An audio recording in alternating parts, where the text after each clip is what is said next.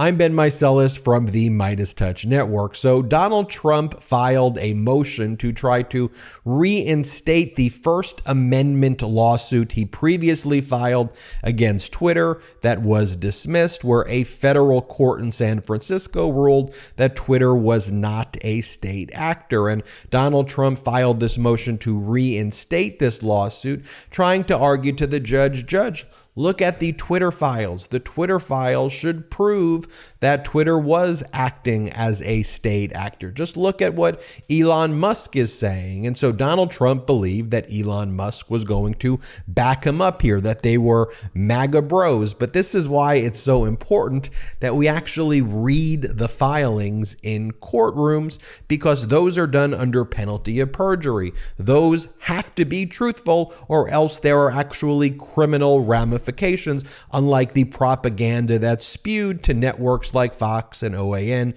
and Newsmax. So here in this opposition to Donald Trump's attempt to reinstate his lawsuit against Twitter, Twitter argues no. The Twitter files don't say that. Twitter was never acting as a state actor. Twitter maintained its own content moderation policies.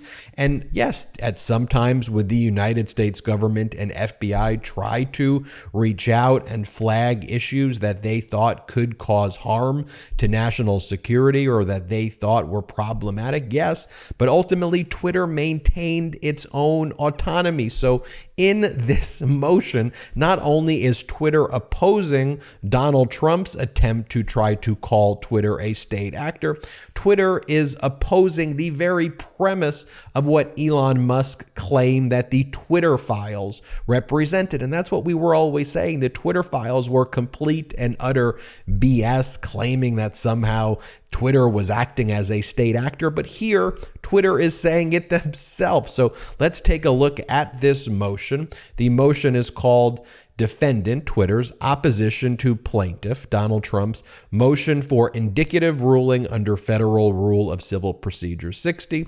All that means is Donald Trump's previous lawsuit was dismissed by the court, and now Donald Trump is saying there's new evidence, the Twitter files.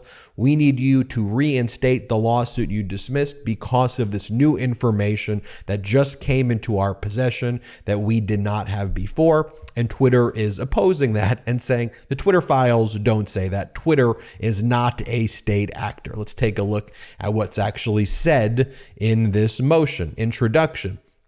Plaintiffs Donald Trump and a bunch of other individuals seek relief from this court's final judgment dismissing their First Amendment claims against defendants Twitter and Jack Dorsey, hereinafter Twitter. Relief from judgment based on newly discovered evidence. And again, the newly discovered evidence Donald Trump cites is the Twitter files. However, is available only where the new evidence is of such a magnitude that production of it earlier would have been likely to change the disposition of the case. Here, much of plaintiff's challenge is moot. The only three specific Twitter accounts mentioned in plaintiff's motion, Trump and these other two, have all been reinstated, and plaintiffs do not identify anything suggesting that decision is likely to change. Moreover, the new evidence suffers from the same defects as the already dismissed allegation in the amended complaint. Specifically, plaintiffs, Donald Trump, once again puts forth a, quote, grab bag of communications between various government actors and Twitter employees, which once again do not mention any of Twitter's content moderation actions with regard to their Twitter accounts.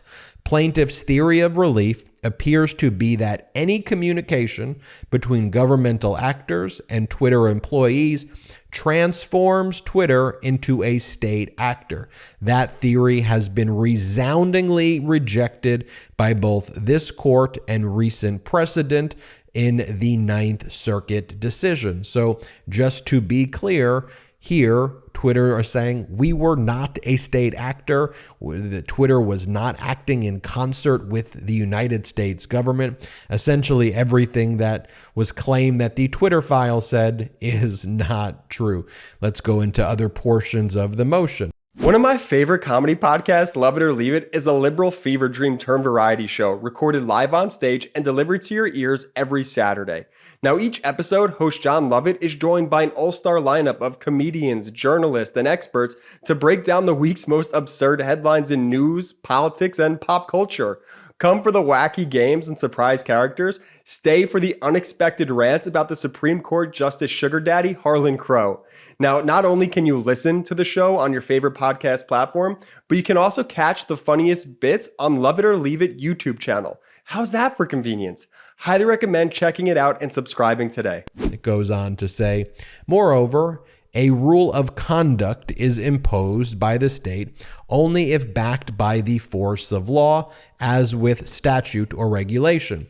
Here, nothing in the new materials, the Twitter files, suggests any statute or regulation dictating or authorizing Twitter's content moderation decisions with respect to plaintiffs' accounts. To the contrary, the new materials show that Twitter takes content moderation actions pursuant to its own rules and policies.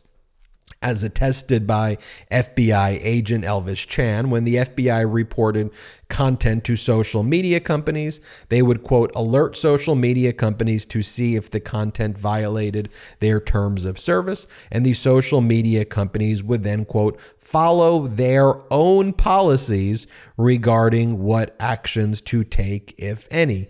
And general calls from the Biden administration for Twitter and other social media companies to do more to address alleged misinformation fail to suggest a state-imposed rule of conduct for the same reasons that this court already held the amended complaint's allegations insufficient. Quote, the comments of a handful of elected officials are a far cry from a rule of decision for which the state is responsible and do not impose any clear rule, let alone the force of law.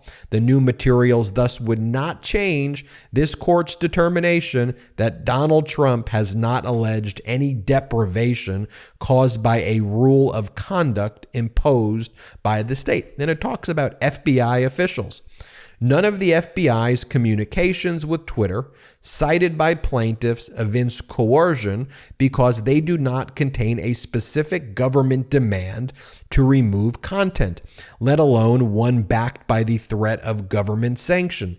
Instead, the new materials show that the agency issued general updates about their efforts to combat foreign interference with the 2020 election. For example, one FBI email notified Twitter that the agency issued a, quote, joint advisory on recent ransomware tactics, and another explained that the Treasury Department seized domains used by foreign actors to orchestrate a, quote, disinformation campaign.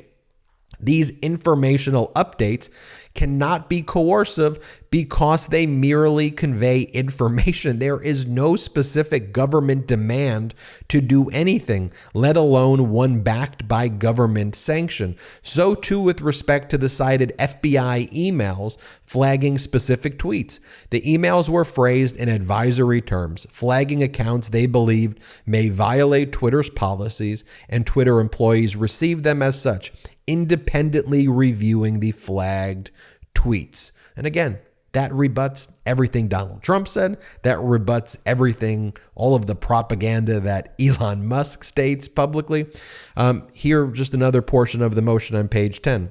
Plaintiffs are also wrong that Twitter became a state actor because the FBI, quote, paid Twitter millions of dollars for the staff time Twitter expended in handling government censorship requests. For one thing, the communications on which plaintiffs rely, in fact, explains that Twitter was reimbursed $3 million pursuant to a, quote, statutory right of reimbursement for time spent processing legal process requests.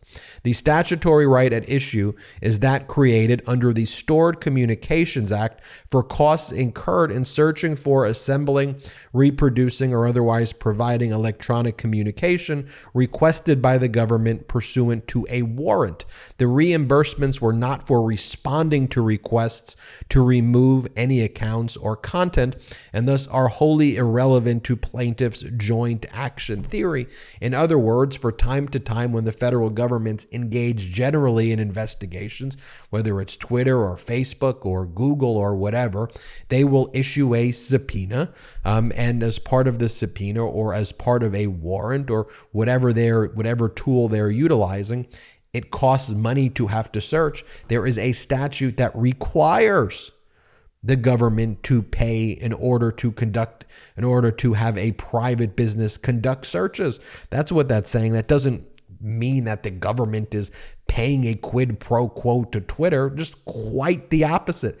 Twitter, Facebook, Google, you name it, any outside computer store entity that stores electronic data, if the government issues a warrant or if the government issues a subpoena, you have to pay the fees as a matter of right. It has nothing to do with anything regarding content moderation policies. So folks, this is why it is so critical that we read court documents, because here it's very different than what Elon Musk says in public. Here it says in his propaganda on Twitter, here in a court filing, which is also public though, what he says in a court filing, where you have to tell the truth because there could be sanctions if you don't, and you could be criminally charged in contempt if you lie to a court, is that no, Twitter wasn't acting as a state actor. All of the communications were merely advisory. The Twitter files don't say what Elon Musk even claims that they say. So that's why read the motion. And therefore, at the end of this request, Twitter says to the court, no, the lawsuit should be dismissed. Twitter files don't change anything at all based on your prior calculation. So this is what they're saying to a judge: reject Donald Trump's claims. And, it's all right there. It's why we got to read their words and not the BS propaganda. I'm Ben Meiselas from the MeidasTouch Network. Thanks for watching. Hit subscribe. We're on our way to 1.5 million subscribers thanks to your support. Check us out at patreon.com/MeidasTouch. So wherever you get audio podcasts, subscribe to the MeidasTouch podcast. All right, hit subscribe on YouTube and have a great day. Hey Meidas Mighty, love this report? Continue the conversation by following us on Instagram at MeidasTouch to keep up with the most important news of the day. What are you waiting for? Follow us now.